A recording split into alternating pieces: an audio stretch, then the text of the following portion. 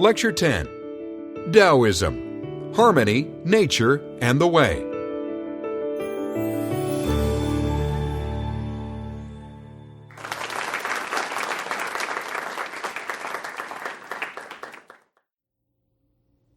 It has been said that the Daoism, the enigmatic text of the Chinese Taoist tradition, is the second most translated book in the world, after only the Bible. The first line of this influential text reads, "The Tao that can be spoken is not the eternal Tao." In other words, the Tao you can talk about isn't the real Tao, and yet I'm going to try to talk about it in this lecture. I'm a teacher. What else can I do?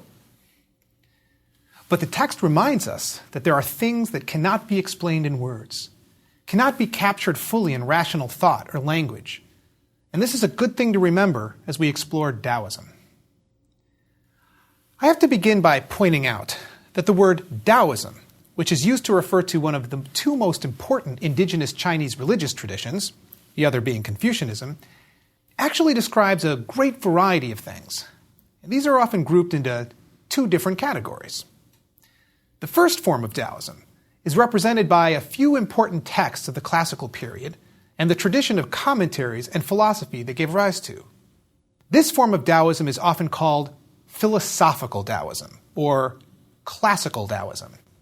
The two most influential texts of this tradition are the Tao Te Ching and the Zhuangzi, and together they've had a profound impact on all of East Asian religion. We'll look at both of the texts here. The second form of Taoism has a sectarian character, and it consists of a variety of organized churches and sects with a large canon of texts, priests and priestesses, monks and nuns, rituals and practices related to physical and spiritual well-being and powers. This form is often called religious Taoism or liturgical Taoism because of the significance of ritual. We'll begin with one of the most well-known texts in philosophical Taoism and all of Chinese religion, the Tao Te Ching. The Tao Te Ching was probably written down sometime in the 3rd century BCE, but it most likely consists of a collection of sayings that coalesced over a long period of time. It is attributed to the author Lao Tzu, who was supposedly a sage who led a hidden life as a librarian, and who, after having decided to leave his job and ride off to the west on an ox, was persuaded by a gatekeeper to leave behind a record of his wisdom. Nobody really knows who Lao Tzu was, or if he even existed. The name itself, Lao Tzu, means old master. While there may have been an editor for this text, it's unlikely that all of the sayings were the product of a single person. But we conventionally speak of Lao Tzu as a person, and he's become a popular figure in Chinese religion, often depicted as an old white-haired man riding out on his ox. In the later Taoist religious sects, he attains a far more elevated, even divinized status, gaining the title Great Lord Lao on High. And now let's look at the name of the text. The last word, Jing, it just means classic. It was also used in the I Ching, the classic of changes. The other two words are trickier. The word Tao means way or path, and it has a number of different uses in classical Chinese. It could mean the right path, the way that things should be done. On this usage, every school, including the Confucians, has their Tao, the way they advocate, the proper way to be in the world. Another meaning is more metaphysical. The Tao is seen as the way of the cosmos, the pattern and rhythm of nature. That second word, de, as you'll recall, also appears in the Analects of Confucius. The word means virtue. In the Analects, this had the meaning not only of moral character, but also that power and influence that one acquires when one possesses goodness. In the Tao Te Ching, the word also has the meaning of power, but it's not embedded in the moral context that the Confucians give it. So some prefer to translate the word as power, drawing on the older meaning of virtue from the Latin virtus, which means the efficacy of something, as in the healing virtue of a drug. Thus, Tao Te Ching means the classic of the way and its power, or the classic of the way and virtue. The text, which is a collection of 81 short, enigmatic, often poetic chapters, does not contain any clear narrative or structured rational arguments.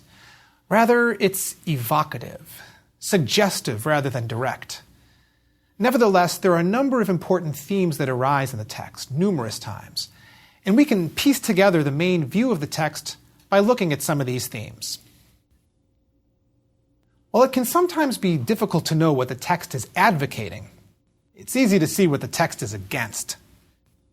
The text frequently takes aim at the human proclivities toward pride, greed, violence, and excess. It advises us to manifest plainness, embrace simplicity. Do not think just of yourself. Make few your desires. Another passage states, "The 5 colors blind our eyes. The 5 notes deafen our ears. And this is why sages are for the belly and not for the eye." The first part of the passage warns against getting caught up by our sense desires, but what do you make of that line, "Sages are for the belly and not for the eye"? One way to read this is that the text is making a distinction between different kinds of desires. Some are naturally occurring desires, like hunger. These have a natural limit, a satiation point. Like all animals, we get hungry, we eat, we're full. But the desires of the eye, for example, or of the pocketbook, have no limit. The desire for money can consume even a person who has all they need. So the text advises us to return to a more natural state, where we can be content and not participate in the quest for goods that knows no end. So we can see that the text advocates a life of simplicity and contentment. In order to achieve this, we have to do a lot of unlearning. While the Confucians emphasize acquiring knowledge and following tradition and rituals, the Taoists advocate returning to a more natural state, a way of being in greater harmony with the natural world. In order to achieve this, people have to rid themselves of the learning, ritualized way of acting and the overall artifice that they've internalized from their cultures. Chapter 48 says, "In the pursuit of learning, one does more each day. But in the pursuit of the way, one does less each day." And the chapter goes on to explain the ideal state that one can achieve when one's able to unlearn. One does less and less until one does nothing. One does nothing, yet nothing is left undone. Gaining the world always is accomplished by following no activity. As soon as one actively tries, one will fall short of gaining the world.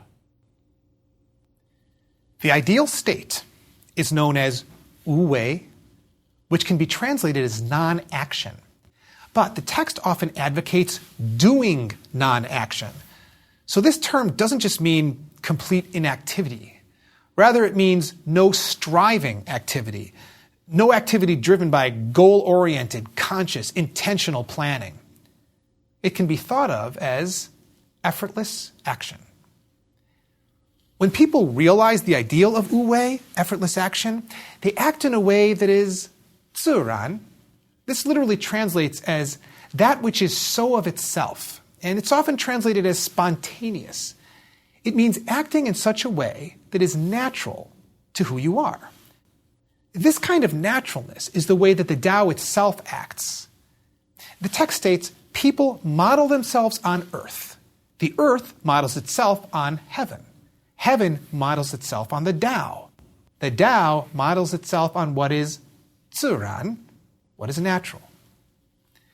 One chapter concludes that sages enact non-action and everything becomes well-ordered. Well, now we can see why this is so. If people get out of the way and stop trying to meddle in things so much, if they don't try to interfere in things with their machinations and self-interested plans, then what will happen? Things will unfold in accordance with the natural Tao.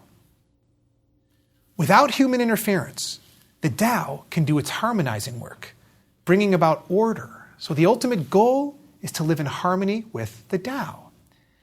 And so here we get a hint of what the Tao is. We can think of it as the underlying natural order, the pulse and rhythm of the natural world, the creative harmonizing force that gives rise to our world. The way is said to raise and nurture, nourish and shelter, and it's described through the metaphor of the mother and female. The world had a beginning. This can be considered the mother of the world. Return and preserve the mother, the text tells us. It also advises us to preserve the female. You can probably see why there were far more female leaders, priestesses, nuns, adepts, in Daoism than there were in Confucianism, which was far more patriarchal. In addition to the mother and the female, there are other symbols for the Tao in the Tao Te Ching that illuminate what Tao refers to. One symbol is water, for it flows through things without confronting them, nurtures things, and although it's soft, it ultimately triumphs over the hard by wearing it down. The text says, the highest good is like water. Water is good at benefiting the myriad creatures without contending with them. The last concept we'll look at is virtue, de. In the Tao Te Ching, this generally refers to the natural power that one receives from the Tao, the characteristic natural abilities one has. In other words, it's one's endowment. If we preserve and nurture what the Tao gives us, instead of wearing it away with striving and effort, we'll live a long life in accordance with nature. Some chapters seem to suggest that if you effectively preserve your de and live in harmony with the Tao, you can avoid all harm. As we'll see, this leads in later periods to a quest for immortality. Before we leave our discussion of the Tao Te Ching, we should ask, what would the ideal Taoist society actually look like? Toward the very end of the book, chapter 80, the text portrays the ideal Taoist community, which is shown to be a small agrarian utopia. The chapter begins with the advice, reduce the size of the state and lessen the population.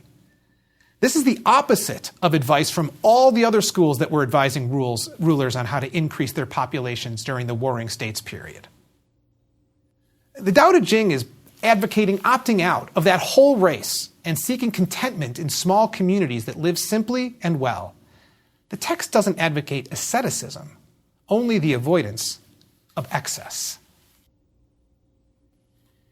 It is no exaggeration to say that Zhuangzi, the 4th century BCE Taoist thinker, possessed one of the most distinctive voices of any writer in history, and was one of those rare individuals whose radical, provocative vision causes us to reevaluate our most fundamental beliefs and values. The book that bears his name is a challenging text filled with fantastic tales, parody, hyperbole, and humor. His voice influenced many later East Asian thinkers, from Zen Buddhist sages to Tang Dynasty poets. Because Zhuangzi is a skeptic, and the ability of reason and language to fully capture reality, he's often maddeningly difficult to pin down. But I believe that his playful slipperiness is driven by a fairly coherent and often compelling picture of the way human beings and the world are. The first thing we can say about Zhuangzi is that he's a skeptic about many things, beginning with language itself. Zhuangzi is a perspectivist, meaning that he believes that one's view will always depend on one's perspective, and there's no position outside of any particular location. He playfully makes this point by saying, what is this is also that, and what is that is also this. That is both right and wrong. This is also both right and wrong.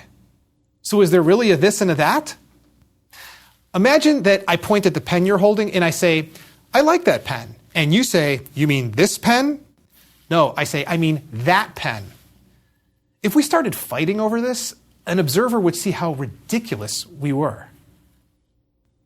This and that both depend on perspective, which means they're both right and wrong depending on perspective. Zhuangzi thinks that all philosophical arguments can be seen this way. So Zhuangzi knows that language cannot be precise, but that doesn't mean that it's not useful. For Zhuangzi, language can be more important for what it does than what it says. Zhuangzi uses language skillfully to undermine our confidence in the stability of language itself. And that's why his language is so poetic, elusive, and playful.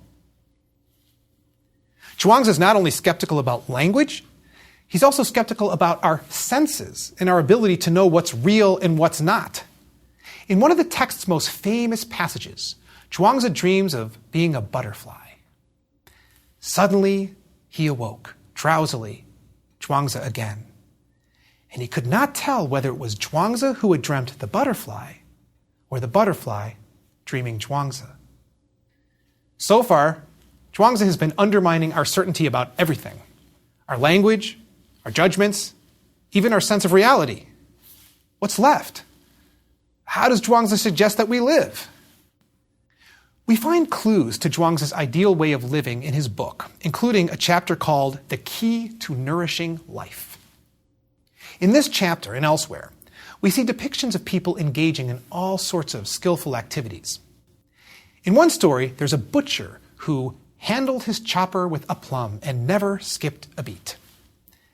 After being praised by the ruler, the butcher said, "What your servant values is the way which goes beyond technique.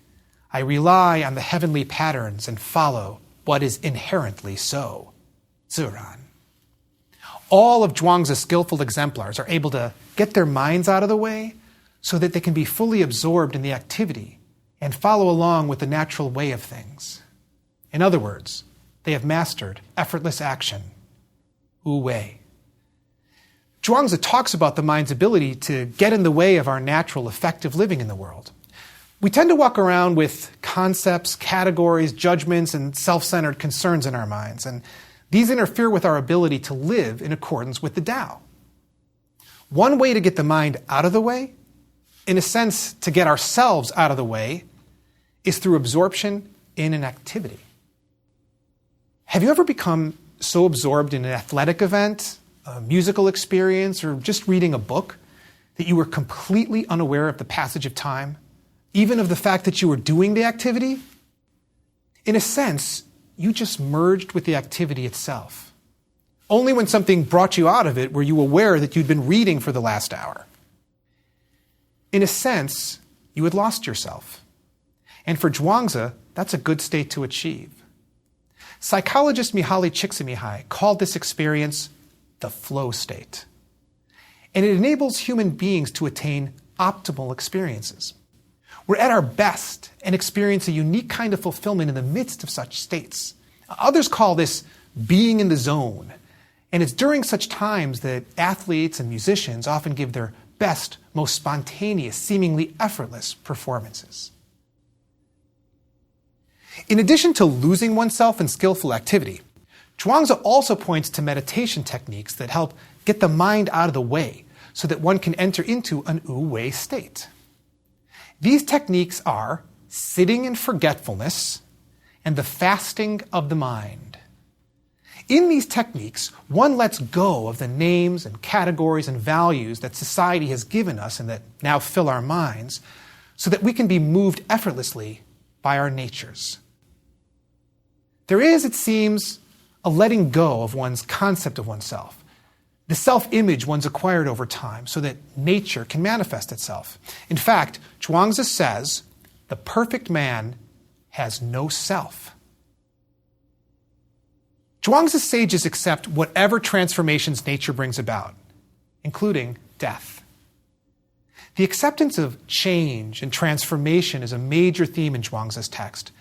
He tells the story of a sage who's at the point of death. When his family begins to weep for him, his friend says, "Stop, get back. Don't be afraid of the change." The dying man says, "If I like my life, for the same reason, I must also like my death." And when Zhuangzi's own wife dies, he shocks his friend by beating on a tub and singing, rather than crying and mourning like a good Confucian would. Zhuangzi explains that throughout his wife's life, her form went through continuous changes. Today, there was another change, and she died. It's just like the round of the 4 seasons. We've now looked at the 2 major indigenous religious traditions to emerge in classical China, Confucianism and Daoism. There are many deep differences between them. The Confucians emphasize learning, the Taoists unlearning. The Confucians spell out their arguments in rational language. The Taoists use riddles, poetry, and ambiguity. While the Confucians put human beings above all other beings, the Taoists see us as simply one being among the myriad beings on the planet, perhaps distinguished primarily by our tendency to mess things up with our meddling. The Confucians emphasize duties and responsibilities. The Taoists, freedom. Confucians emphasize the importance of remembering. We remember our ancestors, our past, our traditions. Zhuangzi values forgetting, letting go so that we can experience the moment-by-moment transformations of life. For the Confucians, life can be understood as a narrative of development, with different roles taken on at different times, rituals acting as passages from one stage to the next. Zhuangzi, on the other hand, uses the phrase free and easy wandering, or wandering without a destination, to describe how we should move through life. Throughout the history of China, both of these worldviews have been embraced by the Chinese and most East Asians, and have more often been seen as complementary rather than rivals, certainly not mutually exclusive traditions. Confucianism applies more to our lives as students, members of families, working people, politically involved people. Daoism applies more to us as natural beings, beings who are seeking to find our place in the larger natural world and cosmos. Many Chinese throughout the centuries have tried to combine these traditions in their own lives in fruitful ways, and both traditions have flourished for 2,500 years. There is, I'd suggest, great value for us in reflecting on both the Confucians and Taoists, for perhaps each points us to important dimensions of existence and expresses powerful truths. Might Confucian remembering and learning, and Taoist forgetting and unlearning, both be important for living well? The Confucians and Taoists have been the yang and yin of Chinese religion, and many Chinese thinkers have proposed trying to achieve a harmony of the two rather than the complete supremacy of either. While the Tao Te Ching and the Zhuangzi have had a tremendous influence on Chinese Taoism, Taoism is much more than the ideas and values contained in the classical texts. Numerous sects with their own leaders, texts, practices, and institutional structures have arisen in China over the last 2,000 years. And a number of Taoist groups can be found today in China, Taiwan, Hong Kong, and anywhere the Chinese communities live, including Europe and the United States. I will talk about some of the broad themes that characterize people and groups who have identified as Taoist, and then discuss some of the Taoist practices that you might encounter today. Religious Taoism features revealed scriptures, such as the Taiping Jing, the classic of great peace, which tells of a celestial master who will be sent to save humanity and establish an ideal society. The earliest Taoist groups, which made use of such texts, can be traced back to the 2nd century of the Common Era. One important Taoist movement is the Celestial Master sect, founded by Zhang Daoling, who claimed to have received a covenant from the deified Lao Tzu in 142 CE. The early Taoist groups were organized into units, like parishes, and they featured practices such as faith healing, cures for illness through confession and good works, recitation of sacred texts, and meditation. The connection between physical illness and moral, spiritual problems has been a feature of many Taoist groups. Over time, many Taoist individuals and groups pursued longevity, or immortality. As we saw in the Tao Te Ching, there was a sense that if you could harmonize yourself with the Tao, you could avoid harm and enjoy a long life. Later Taoists turned this into a pursuit of immortality through a number of practices. Some of the practices fall under the category of alchemy. While many people associate alchemy with the attempt to turn base metals into gold, Taoist alchemists were focused on turning this base body of ours into an immortal body. There were two forms of alchemy, outer and inner. Outer alchemy involved the pursuit of an elixir of immortality, and this often involved using a preparation of mercury that ironically killed many of the people who consumed it. The other practice was inner alchemy, which involved meditation and breathing exercises, including the controlled circulation of qi that would harmonize the energies in the body. In addition, there were sexual and dietary practices that promoted health and longevity. The sexual exercises were certainly not about pleasure, as they required men to, as the Taoists put it, retain their essence, and then combine it with the female essence they absorbed. It's bringing yang and yin together. The dietary methods were based on the belief held by some Taoists that there existed worms in the body that fed on grains, so you could starve out the worms by abstaining from grains. Taoist abbeys arose and ultimately enjoyed imperial patronage. Celibate male and female priests, known as Daoshi, meditated, learned texts, and conducted rituals. And there was mutual influence between Taoist and Buddhist monasticism. One of the monasteries founded in the Tang Dynasty, the White Cloud Monastery, or temple, located in Beijing, is still a functioning Taoist institution to this day and is the seat of the Chinese Taoist Association. It's part of the Complete Perfection sect, the Quanzhen, which is over 700 years old. The school focuses on inner alchemy, using meditation practices and other exercises to harmonize with the Tao. It also survives in Hong Kong today. We can see two strains within religious Taoism. In one, such as Quanzhen, there's a focus on the individual who pursues perfection, seen as harmony with the Tao, resulting in physical and spiritual transformation. This is the practice of a spiritual elite. The other form involves priests who conduct rituals for members of the community. And here, the focus is on liturgical skills. This is the kind of Taoism you'll most likely see if you observe rituals in a place like Taiwan. The dominant sect in this variety of Taoism is the Zhengyi, or Orthodox Unity sect, which claims ties to the Celestial Masters tradition we discussed earlier. So I'll conclude this lecture by talking about Taoist rituals. However, it's important to keep in mind that in Chinese religion, like that of most of East Asia, there tends to be a lot of religious blending or syncretism. So at times, it's difficult to fully distinguish what's specifically Taoist about a particular ritual from the elements of the ritual we'd call folk or popular religion. One major type of Taoist ritual is called a jiao, in which a Taoist priest acts as a mediator with the spirit world in order to confer blessings on a community. And another major type of ritual we'll discuss is a funeral. Taoist priests and their acolytes are quite an impressive sight, as they wear these colorful long robes filled with decorative touches and symbols, including quite often yin-yang symbols or the I Ching hexagrams. The Taoist priests also wear red or black caps on their head. When the priests are hired by a village temple committee to perform a jiao, or hired by the extended family for a funeral, the priest brings his acolytes, musicians, images of Taoist deities, and all the necessary tools and decorations.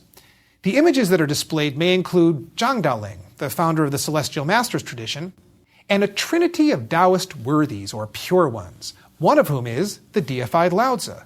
The others are the Lord of Heaven and the Lord of Earth. Some of the ritual activities of the jiao include inviting the spirits to attend, rituals of purification and repentance, the reading of sacred texts, including the Tao Te Ching, writing documents such as petitions to the deities on behalf of the community, creating talismans to protect the community, and thanking and seeing off the gods. There's also music and dancing, which means that in addition to all the religious significance of the ritual, there's also a great deal of entertainment.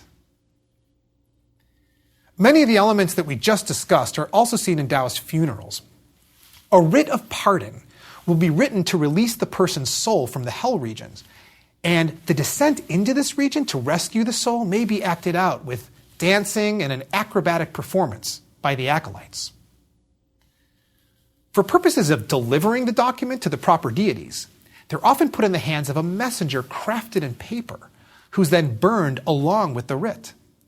Burning an object is a way to deliver that object to the deceased person, as is done with the spirit money that they'll need in the underworld, often to bribe bureaucrats that might impede their journey. One of the most dramatic elements at these funerals is the burning of replicas of objects that the living want to send the dead, so that the dead can live in as opulent a fashion as possible. Beautiful, detailed paper versions of houses, cars, and appliances will be burned and sent to the dead. The Chinese traditions of Confucianism and Daoism have had a profound influence on Korea and Japan. Those cultures both have indigenous religious traditions, shamanism and Shinto respectively, that deal with the interactions between the human and spiritual realms. Korean shamans and Shinto priests differ in some fascinating ways from Taoist priests. We'll talk about that in the next lecture.